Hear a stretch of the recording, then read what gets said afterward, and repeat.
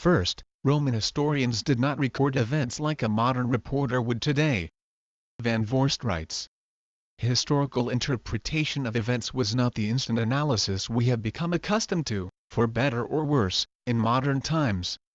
Most works by major writers, especially self-respecting historians, use recognized literary sources from earlier, lesser writers. The former seem to have been reluctant to be the first to write about relatively recent events.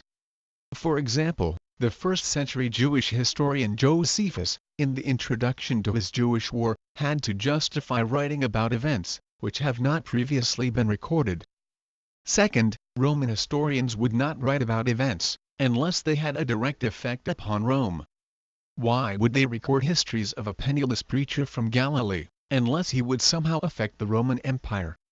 Van Voorst writes, Christianity would not have been treated by Roman writers, unless and until it became an important political or social issue for the Romans. This explains why later 2nd century historians took more of an interest in Christ, as Christianity spread across the Roman Empire.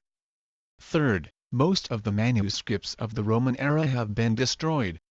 Van Voorst writes, the works of those Roman historians who were contemporary with Jesus, or lived in the next 85 years after him, have almost completely perished.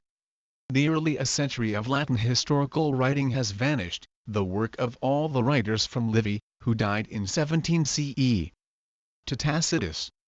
The only exception is the inconsistent, panegyrical work of Velleius Paterculus, but since this work extends only to 29 CE, and likely was written in 30 about events mostly in Rome, we can hardly expect it to mention Jesus.